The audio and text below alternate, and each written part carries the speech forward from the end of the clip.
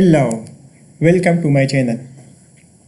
आज हमारा टॉपिक है एटॉमिक नंबर और मास नंबर। ओके, सो हमने एटम के बारे में पढ़ा था कि एटम हमारे साथ क्या है। एटम हमारे साथ क्या है, ग्रीक वर्ड है। क्या है, हमने पढ़ा था कि एटम हमारे साथ ग्रीक वर्ड से निकला है। किससे निकला है? ग्रीक वर्ड से निकला है, एटमॉस। किससे निकला? एटमॉस ग्रीक वर्ड है हमारे साथ, एटोमॉस।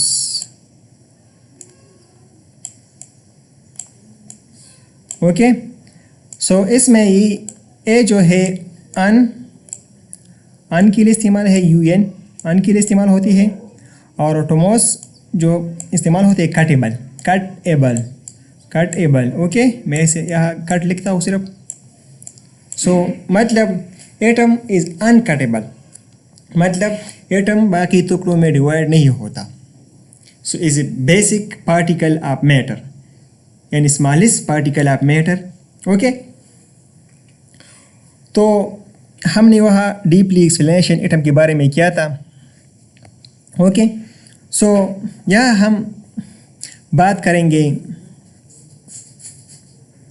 एटॉमिक नंबर के बारे में। सो मैं कहूँ कि हमारे साथ एक एटम है, इसका न्यूक्लियस है। ओके, क्या है? इसका न्यूक्लियस है और यू पर शेल है। क्या है? इसका शेल है। ओके, इसका दूसरा शेल हुआ हमारे साथ, ठीक है। और इसके अंदर जो है न्यूक्लियस के अंदर क्या है? न्यूट्रॉन, और हमारे साथ क्या है? प्रोटॉन है। क्या? प्रोटॉन है। न्यूक्लियस के अंदर क्या है? न्यूट्रॉन और प्रोटॉन है। और हमारे साथ शेल में जो है इलेक्ट्रॉन है। क्या? इलेक्ट्रॉन। क्या है? इलेक्ट्रॉन है। ओके, इसमें 2 इलेक्ट्रॉन होगी, इसमें 8 इलेक्ट्रॉन होंगे, ठीक है, 8। ओके, हम इस फार्मूले के अंदर, ये हमारे साथ फार्मूला है जिससे हम शेल में इलेक्ट्रॉन डिवाइड कर सकते हैं। ये n जो है हमारे साथ शेल का नंबर है।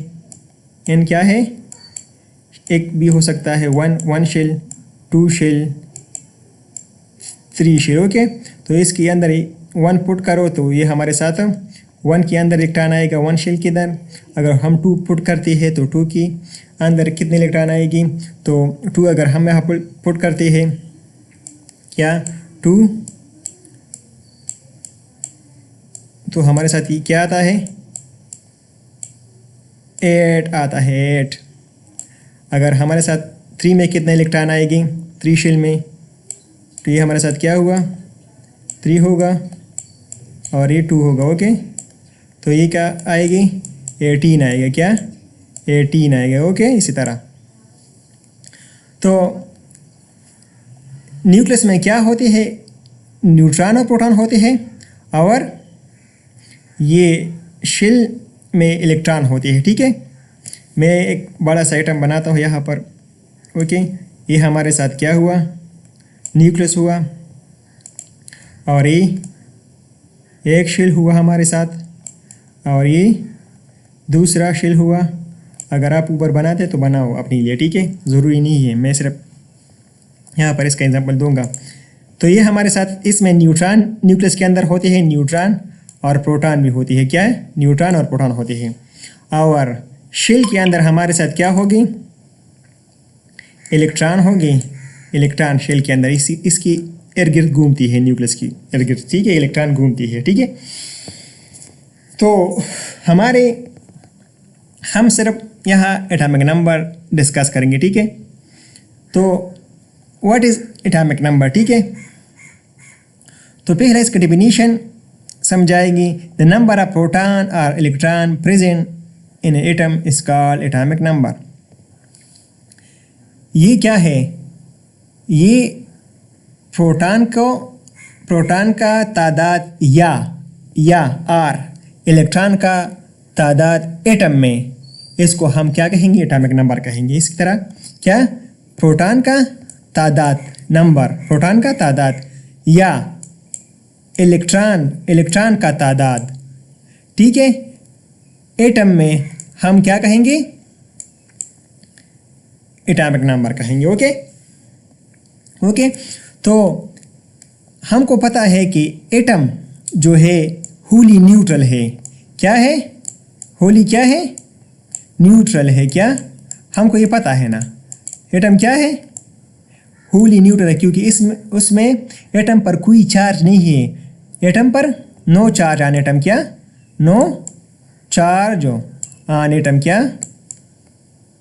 Charge on atom, on atom, no charge on atom. Okay, हमको ये पता है। तो यहाँ क्या होता है? क्योंकि यहाँ पर प्रोटॉन पर कौन सा चार्ज होता है? प्रोटॉन पर हमारे साथ क्या चार्ज होता है? ये हमारे साथ प्रोटॉन है, न्यूक्लियस में है, तो इस पर कौन सा चार्ज होता है?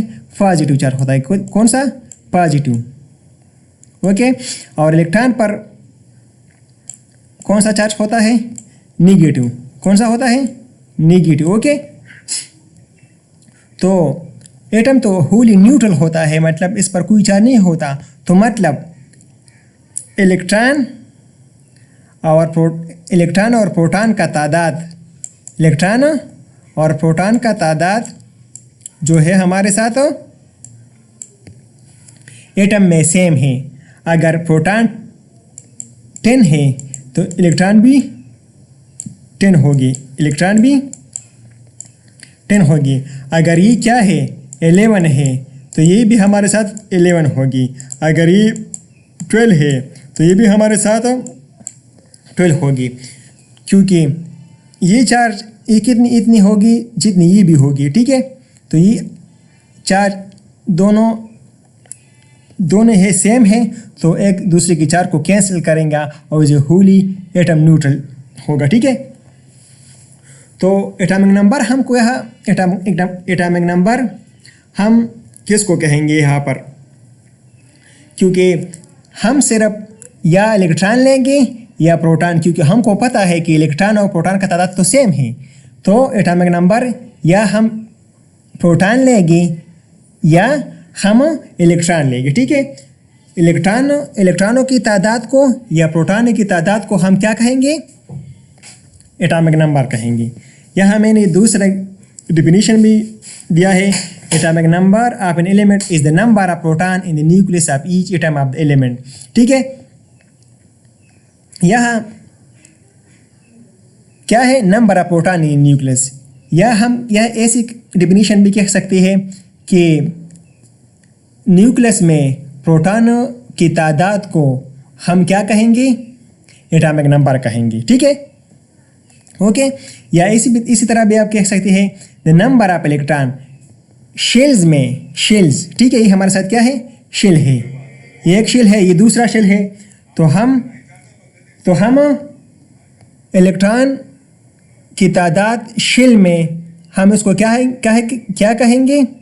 एटॉमिक नंबर कहेंगे। ठीक है, और ये हम किससे डिनोट करेंगे?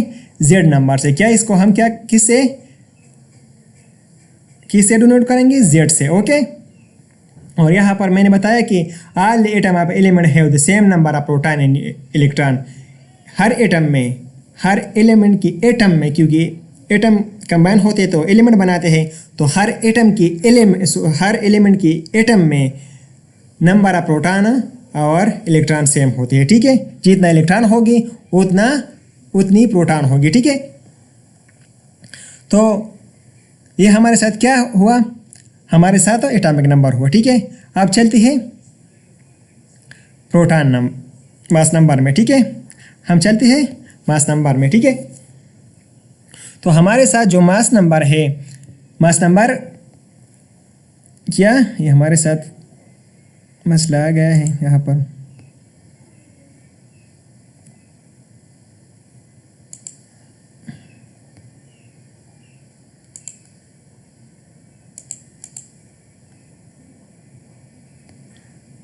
ओके,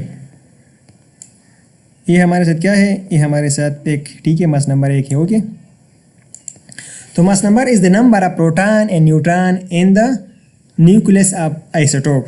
ठीक है, ऐसा कर आप इससे आइसोटोप निकाल ले। तो अभी वक्त के लिए आप इससे आइसोटोप निकाल ले। जब हम आइसोटोप पढ़ेंगे तो वहाँ आपको पता चल जाएगा। ठीक है, आइसोटोप किस, व्हाट इज आइसोटोप। ओके, तो ये हमारे साथ न्यूक्लियस है एटम का, ये एक शेल है हमारे साथ, और ये हमारे साथ दूसरा शेल है। ओके, ये हमारे साथ दूसरा शेल है। ओके, ये थोड़ा सा बड़ा बन गया। ठीक है, तो इसमें क्या आता है, इसमें न्यूट्रॉन है न्यूक्लियस में, और इसमें प्रोटॉन है। ओके, और शेल्स में इलेक्ट्रॉन होते हैं इसी तरह। ठीक है, तो हम मास नंबर किसे कहते हैं। ठीक है, तो number of proton and neutron. ठीक है, एंड न्यूट्रॉन और प्रोटॉन, न्यूट्रॉन और प्रोटॉन की तादाद को हम मास नंबर कहेंगे। न्यूट्रॉन और प्रोटॉन की तादाद को हम मास नंबर कहेंगे। जिस तरह हमारे साथ प्रोटॉन कितने हैं, हमारे साथ प्रोटॉन कितने हैं प्लस न्यूट्रॉन के कितने हैं। ठीक है, न्यूट्रॉन कितने हैं। ओके, न्यूट्रॉन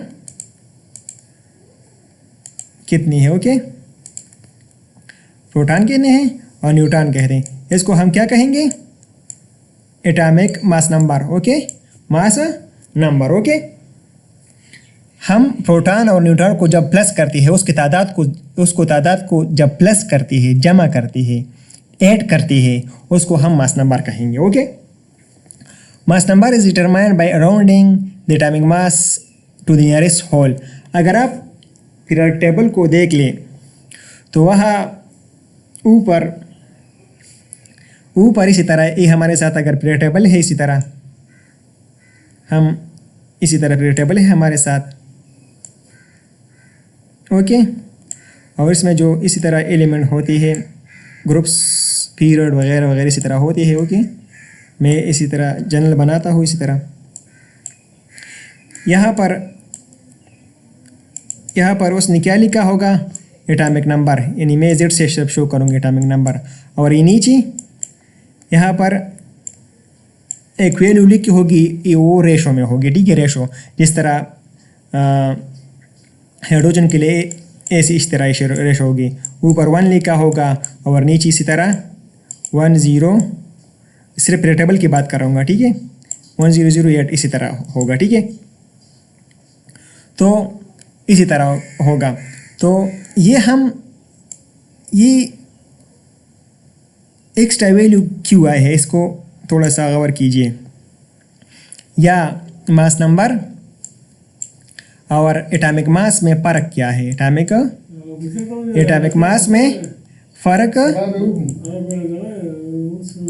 एटॉमिक मास में फ़र्क क्या है। ठीक है, मास नंबर और एटॉमिक मास में फ़र्क क्या है। मास नंबर प्रोटॉन और न्यूट्रॉन की तादाद को कहती है मास नंबर। ठीक है, मास नंबर न्यूट्रॉन और प्रोटॉन की तादाद को कहते हैं।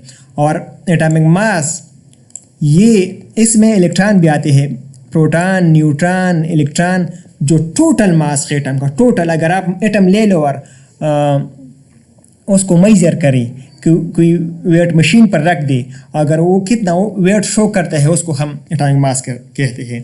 टोटल मास, जितना इलेक्ट्रॉन, प्रोटॉन और न्यूट्रॉन का मास का टोटल मास को हम एटॉमिक मास कहेंगे।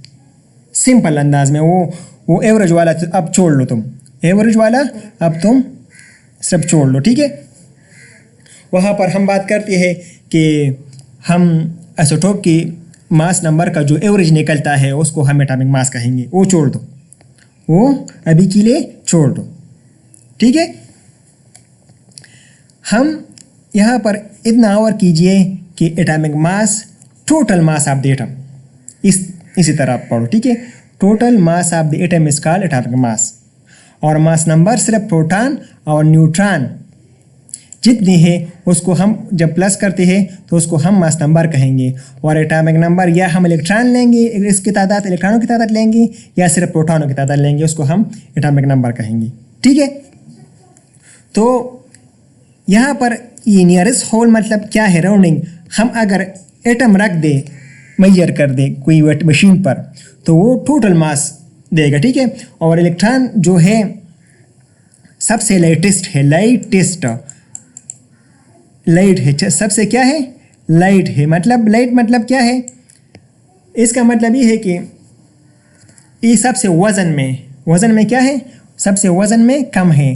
प्रोटॉन मिड वाला है, यानी ये इलेक्ट्रॉन से वज़न में ज़्यादा है, और न्यूट्रॉन सबसे वज़न में ज़्यादा है। और अगर मास की बात करें, मास की ऑर्डरली, न्यूट्रॉन वज़न में से ज़्यादा है, फिर प्रोटॉन है वज़न में, और फिर इलेक्ट्रॉन वज़न में ज़्यादा है। ओके, तो अगर हम इस सारे के सारे एटम को मेजर मशीन पर रखी और वो जितना वेट देगा, ठीक है, तो वो पॉइंट में आएगा वो वेट। ठीक है, वो पॉइंट में आएगा, रेशोज़ में आएगा। ठीक है, तो क्या कहेंगे उसको हम फिर राउंड अप करेंगे, क्योंकि इसमें इलेक्ट्रॉन का मास भी शामिल होता है, और वो इलेक्ट्रॉन का मास बहुत कम होता है। जिस तरह ये क्या है, ये 008 क्या है, इलेक्ट्रॉन का मास है। ये क्या है, ये सिर्फ इलेक्ट्रॉन का मास है, बहुत कम है ये। ठीक है, ये हम राउंडिंग अप करके सिर्फ यहाँ पर क्या रखेंगे, एक 1 रखेंगे, क्योंकि इलेक्ट्रॉन का मास इतना कम है कि 0 के बराबर है इलेक्ट्रॉन का मास, तो वो हम नेग्लिजिबल करार देती है। ठीक है, तो जब आप पीरियोडिक टेबल को देखते हैं तो वहाँ पर वो नीचे वाला हिस्सा जो नंबर होते हैं वो रेशो में दिया गया होता है, वहाँ पर मास नंबर नहीं होता, वहाँ पर एटॉमिक मास होता है। तो अगर आप एटॉमिक मास नंबर निकालते हो वहाँ से, तो वहाँ पर वो रेशो में राउंडिंग अप करके अपने लिए हिंसा निकालोगे। ठीक है, अपने लिए हिंसा निकालोगे आप। ठीक है, और एटॉमिक नंबर तो ऊपर दिया गया है। ठीक है, पीरियोडिक टेबल में। उसी तरह फिर क्या होता है हमारे साथ, अगर हम इसको क्या करते हैं, नोटेशंस करते हैं, वो जिस तरह अगर हम सिंबल्स के तौर पर ये लिख के, अगर हमारे साथ मैंने लिखा है, हमारे साथ एक एटम है, मैंने लिखिए कि एक एटम का सिंबल है। ठीक है, एक एटम का सिंबल मैंने ले लिया, तो हम एटॉमिक नंबर और मास नंबर कहाँ लिखेंगे, अगर हम बुक्स वगैरह में लिखेंगे या पेपर वगैरह में। ठीक है, पीरियोडिक टेबल में तो वो हमारे लिए तो उसने और तरीका इख्तियार किया है। अगर हम सिर्फ रूल के मुताबिक तो किस तरह लिखेंगे। ठीक है, हम रूल के मुताबिक अगर लिख के एटॉमिक नंबर को, तो एटॉमिक नंबर हम कहाँ लिखेंगे, इस जगह पर Z एक्स की नीचे। ठीक है, लेफ्ट साइड, एक्स की नीचे लेफ्ट साइड में Z लिखेंगे। ठीक है, और मास नंबर ऊपर लिखेंगे, ठीक है, ऊपर यहाँ लिखेंगे। अगर हम यहाँ उल्टा करें तो ये यहाँ पर आ जाएगा A, इसी तरह, और Z वहाँ ऊपर जाएगा इसी तरह। ओके, तो मैं अगर एग्जांपल दूँ कार्बन 12 का, ठीक है, तो हमारे साथ क्या है, 12 हमारे साथ क्या है, मास नंबर है, और यहाँ पर 6 ये हमारे साथ एटॉमिक नंबर है। अगर मैं लिखूँ बात किसका, हाइड्रोजन का, वहाँ पर अगर पीरियोडिक टेबल में आप देखें तो यहाँ पर उसने 1 लिखा होगा, और पीरियोडिक टेबल में अगर देखें यहाँ पर क्या लिखा होगा, 0.008 लिखा होगा, इसी तरह MU। ठीक है, उसने एटॉमिक मास यूनिट दिया होगा इसी तरह। दिया होता है, ठीक है। तो ये तो हमारे साथ एटॉमिक मास है, ये हमारे साथ क्या है, एटॉमिक मास है। तो फिर हम उसको राउंड अप करके ये हिस्सा निकालते हैं और सिर्फ यहाँ पर 1 लिखते हैं, इसी तरह। तो ये हमारे साथ क्या है, फिर मास नंबर बन जाएगा। ये मास नंबर बन जाएगा तो ये ऊपर आ जाएगा और ये इसी तरह नीचे आ जाएगा। इसी तरह क्या होगा, नीचे आ जाएगा, ठीक है। अगर यह तो हाइड्रोजन है, अगर मैं ड्यूट्रम की बात करूँ, ड्यूट्रम की, हमारे साथ आइसोटोप है इसकी, ठीक है। ड्यूट्रम यहाँ पर इसी तरह होगा, 1 लिखा होगा इसे ड्यूट्रम, और यहाँ पर क्या लिखा होगा 2008। तो ये हमारे साथ नेग्लिजिबल पॉइंट है, इसे हम राउंडिंग अप करके निकाल लेंगे तो ये हमारे साथ मास नंबर बन जाएगा और ऊपर एटॉमिक नंबर बन जाएगा। तो हम अगर लिखते हैं, ठीक है, तो ये ऊपर चला जाएगा इसी तरह और ये 1 नीचे आ जाएगा, ठीक है। 1 क्या आ जाएगा, फिर टेबल अगर हम देखते हैं इसी तरह लिखी होती है वैल्यूज़, इसी तरह लिखी होती है वैल्यूज़। हम इसी तरह लिखेंगे, अगर हम लिखते हैं तो हम इसी तरह ये वैल्यू लिखेंगे, ओके। हम इसी तरह ये वैल्यू लिखेंगे। तो आज का हमारा ये टॉपिक था, छोटा सा टॉपिक था। तो चैनल को सब्सक्राइब कीजिए, फॉलो और शेयर कीजिए। Best of luck.